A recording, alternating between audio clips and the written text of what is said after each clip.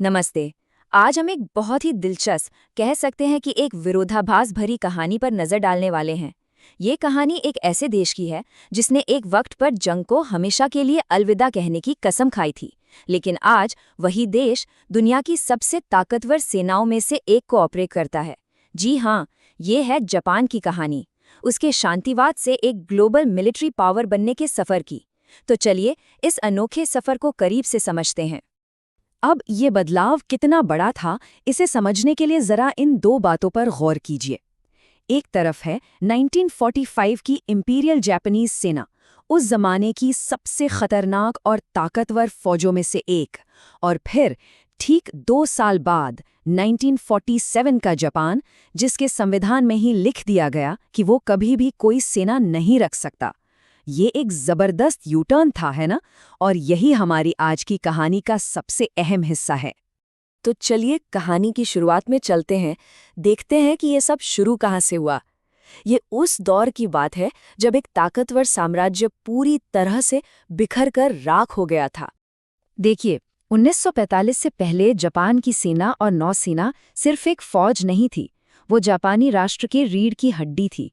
उनकी सीधी पहुंच सम्राट तक थी, और उनके पास इतनी राजनीतिक ताकत थी कि वो सरकार के फैसलों पर भी असर डालते थे। मतलब सेना और जापानी पहचान एक दूसरे से पूरी तरह जुड़े हुए थे। लेकिन वर्ल्ड वॉर 2 में हार के बाद सब कुछ बदल गया। अमेरिका के कब्जे के दौरान जापान से उसकी पूरी सैन्य ताकत छीन ली गई, और जहां पहले सैन्यवाद था, उसकी जगह शांतिवाद को जापान की नई पहचान बना दिया गया। और ये सिर्फ कोई पॉलिसी नहीं थी, इसे देश के सबसे बड़े कानून यानी संविधान का हिस्सा बना दिया गया। और इसी बदलाव के दिल में है एक दस्तावेज, शांति संविधान, और खास तौर पर उसका आर्टिकल 9। जरा इन शब्दों पर गौर कीजिए। आर्टिकल 9 का दूसरा पैराग्राफ साफ साफ कहता है, जमीन, समंदर और हवा में लड़ने वाली सेनाएं या जंग की कोई भी क्षमता कभी नहीं रखी जाएगी। देश के जंग लड़ने के अधिकार को भी मान्यता नहीं दी जाएगी। मतलब शब्द बिल्कुल साफ है, कोई लाग लपेट नहीं। तो फिर सवाल ये है कि आज जापान के पास सेना कैसे है? यहीं पर आप कह सकते हैं कि शब्दों का एक बड़ा ही होशियारी भरा खेल शुरू होता है। सरकार ने जंग की क्षमता या वॉर पोटेंशियल वाले हिस्से पर फोकस किया, और उसकी व्याख्या क्या की कि इसका मतलब है ऐसी ताकत जो अपनी रक्षा के लिए जरूरी न्यूनतम स्तर से ज्यादा हो। ये सुनने में छोटा सा फर्क लगता है, लेकिन इसी एक व्याख्या ने एक डिफेंस फोर्स बनाने का कानूनी रास्ता खोल दिया। लेकिन देखिए, सिर्फ कानून की किताबों में कुछ बदल देने से हकीकत नहीं बदलती। इस बदलाव को जमीन पर उतारने के लिए एक बहुत बड़े बाहरी झटके की जरूरत थी, एक ऐसा जियोपॉलिटिकल शॉक जिसने पूरा खेल ही बदल दिया। 1950 में जब कोरियन वॉर शुरू हुआ, तो जापान में तैनात अमेरिकी सैनिक वहां चले गए। अब सोचिए, जापान अचानक से बिल्कुल अकेला और असुरक्षित हो गया। बस इसी घटना ने अमेरिका को अपनी पूरी पॉलिसी 180 डिग्रीज घुमाने पर मजबूर कर दिया। अब जापान को कमजोर रखने के बजाय उसे एक मजबूत साथी बनाने की जरूरत थी, और इसी यू टर्न को रिवर्स कोर्स के नाम से जाना जाता है। और इसी नई सच्चाई ने एक ऐसी प्रक्रिया को जन्म दिया, एक ऐसी फौज बनाने की प्रक्रिया जिसे कभी फौज कहा ही नहीं गया। और जरा इस टाइमलाइन पर गौर कीजिए, कितनी तेजी से सब कुछ बदला। 1950 में देश के अंदरूनी सुरक्षा के लिए एक नेशनल पुलिस रिजर्व यानी एनपीआर बनाया गया।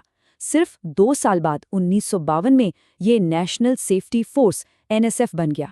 और आखिरकार 1954 में जापान सेल्फ डिफेंस फोर्सेस यानी जेएसडीएफ की स्थापना हुई। मतलब सिर्फ 4 साल में एक पुलिस फोर्स एक असली सेना में तब्दील हो गई। ये टेबल तो पूरी कहानी बयां कर देती है कि ये सब हुआ कैसे। देखिए, हर कदम पर नाम और कानूनी दर्जे को कितनी सावधानी से चुना गया। एनपीआर को कहा गया पुलिस फोर्स, एनएसएफ को कहा गया सेफ्टी फोर्स, यहाँ तक कि टैंक्स को भी स्पेशल गाड़ियां कहा गया ताकि संविधान का उल्लंघन न लगे।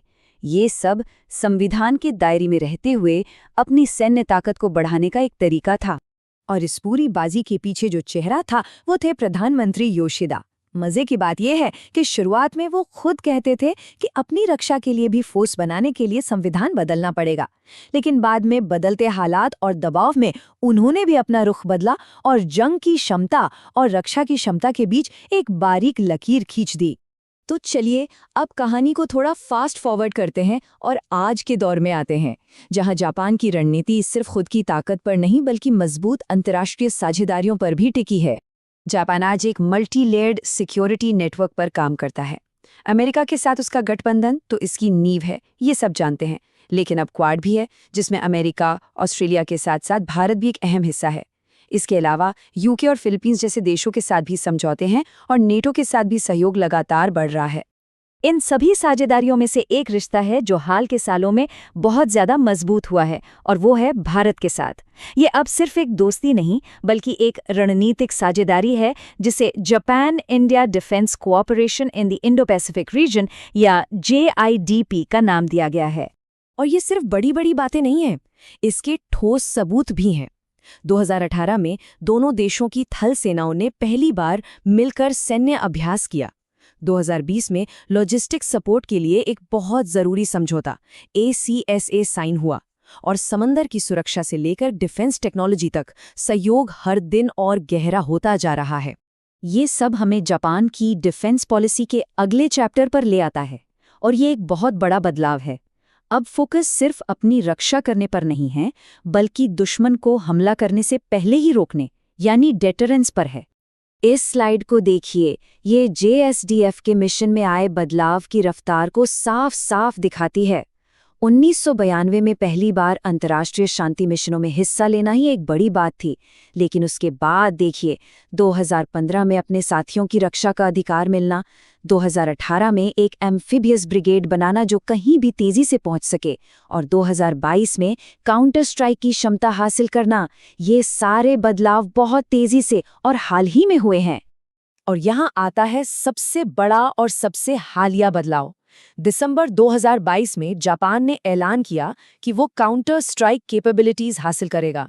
इसका सीधा मतलब है दुश्मन के ठिकानों पर हमला करने की क्षमता। ये जापान की सिर्फ रक्षा करने वाली पॉलिसी से एक बहुत बड़ा, एक मौलिक बदलाव है। अब बात सिर्फ हमले को झेलने की नहीं, बल्कि हमले से पहले ही खतरे को खत्म करने की है। तो ये सब हमें एक बहुत बड़े सवाल के सामने लाकर खड़ा कर देता है। क्या जापान का लगभग 80 सालों का शांतिवादी सफर अब एक नए दौर में जा रहा है? एक ऐसा दौर जहां उसकी सैन्य भूमिका उसकी पुरानी पहचान से बिल्कुल अलग हो गई? ये एक ऐसा सवाल है जिस पर सोचने की जरूरत है।